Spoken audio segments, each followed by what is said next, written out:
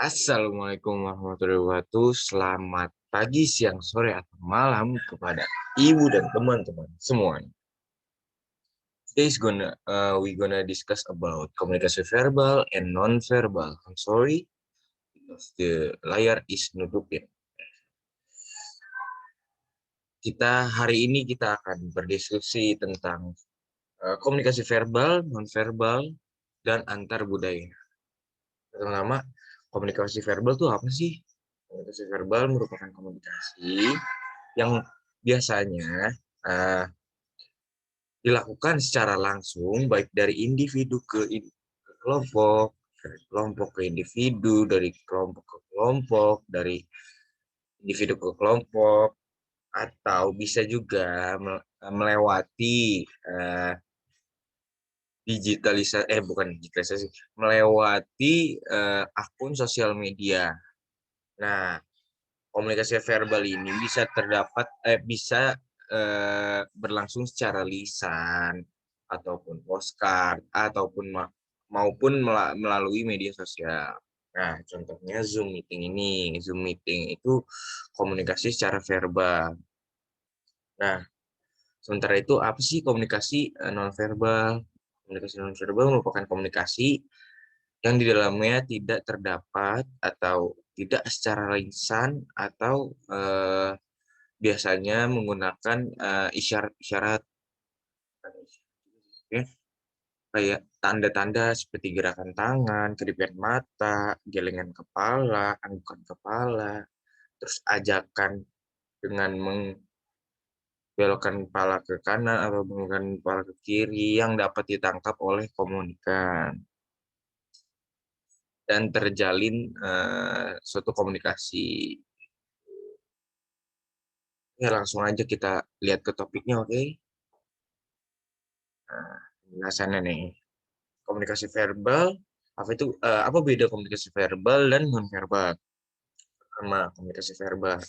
Komunikasi verbal berupa kata-kata yang diucapkan secara langsung atau dalam kurung berbicara, bisa dilakukan secara langsung, face to face, atau dengan perantara media. Contohnya berinteraksi menggunakan sosial media atau telepon genggam. Sedangkan komunikasi verbal yang melalui tulisan bisa dilakukan menggunakan media seperti surat, postcard, chatting di media sosial, dan sebagainya. Nah, itu yang saya bilang tadi tuh.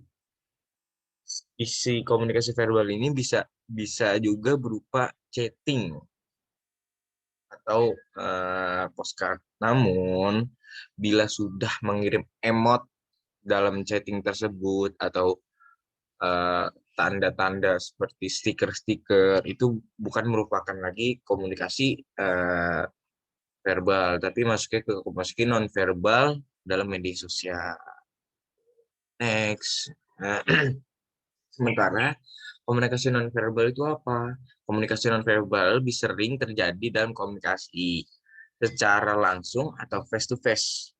Sebabnya dalam komunikasi ini menggunakan media digital, komunikasi non verbal biasanya seringkali tidak mungkin dilakukan. Kalau media digital paling ngirim-ngirim stiker dan lain-lain, nggak banyak.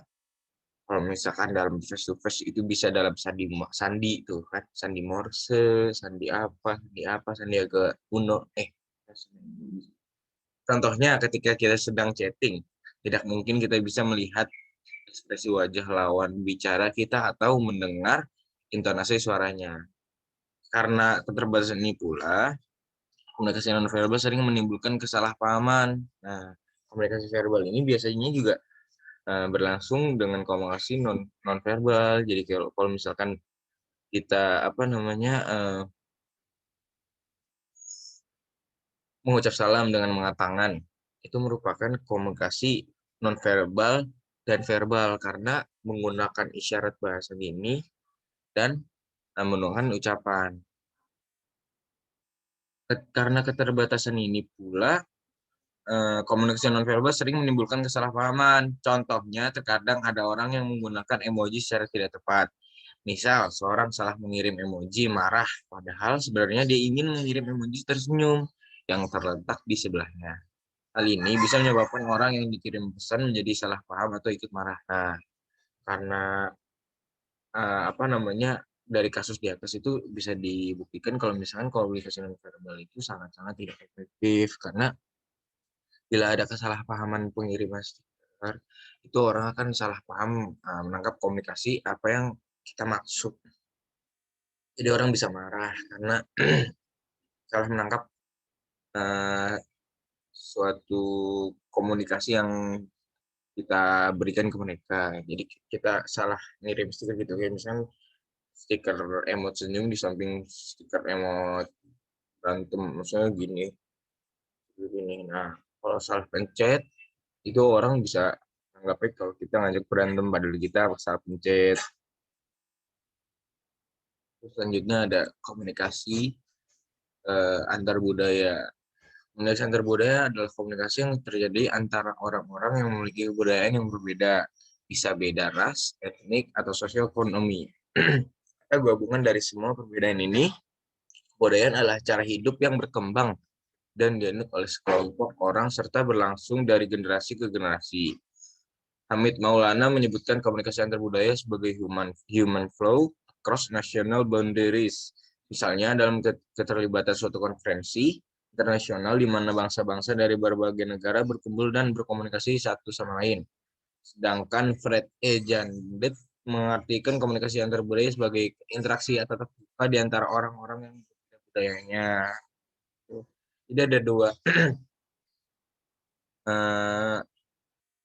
ini nih apa namanya pemahaman, maksudnya menurut para ahli. Jadi kalau menurut si Bapak Hamid Maulana itu komunikasi antar budaya itu merupakan komunikasi yang melibatkan bangsa lain satu dan bangsa lainnya. Tapi kalau menurut Fred E. Jandet mengartikan komunikasi antar budaya itu kalau misalkan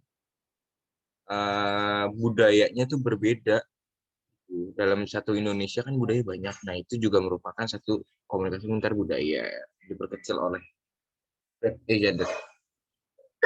Nah, di video ini menurut saya menurut Fred E. Jandet, saya memberikan sebuah contoh komunikasi antar budaya, komunikasi nonverbal dan komunikasi verbal. Kita lihat videonya.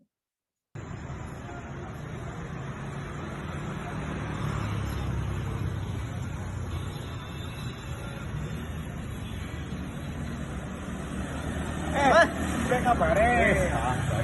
Ngopi. Ngopi ra. Yuk. Ra ngopi ra semelan.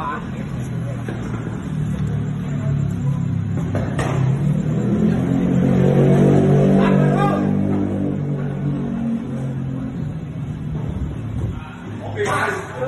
Aku pesen Mas. Mas. Apa tuh? Gua apa? Aku kapal api. Kapal api orang kenal dia. Yes. Sing 10.000 ada Mas? Ya, itu ngopi kita Mas. Aku long black anu gawe Mas. Anu aku arep ngopi tapi pengen ngopi ya. Aku biasa nih kapal api aku yang ngopi ora. Wis apa bae? Sing ngajak kopi, ngopi yo. Apa bae sing ngene apa bae? Ya, coba lah ya. Ora apa-apa. Mari ya. Semua apa ya? Enggak apa-apa. Kilo coklat 2 kilo wis. Utang bisi tapi ya nggak bisa lah. Bisa kan dia aja. Kas guna. Itu bukan hadiah. Rokok Mas. Tak mau rokok. Rokoknya apa Mas? Garam filter Mas. Garam filter piye? Tadi ceban ya? 3 batang lah. Oh iya. 3 batang. Wis sama lah. Ya wis apa ya? Nah, di dalam video yang amatir tersebut, si anak penge atau si sweater biru merupakan customer dan si baju hitam itu merupakan customer, dan si abang-abang yang keriting yang menggunakan baju hitam itu merupakan barista atau tukang seduh kopinya. Nah, di sini terjadi komunikasi antar budaya. Kenapa? Karena si sweater biru dan sweater hitam baju hitam ini menggunakan bahasa yang lain daripada si tukang bikin kopinya. Nah, kenapa bisa dibilang komunikasi? Karena si orang baristanya ini ngerti apa yang diomong oleh orang yang bersweater biru gitu. Jadi terjadi komunikasi. Namun si baristanya ini tidak ngomong bahasa Jawa karena dia tidak dikit-dikit namanya bisa ngomongnya. Jadi di situ terjadi komunikasi dan merupakan komunikasi antar budaya. Dan di sini juga terdapat komunikasi verbal dan juga terdapat komunikasi nonverbal di mana di saat baju biru ini memasuki kafe gitu.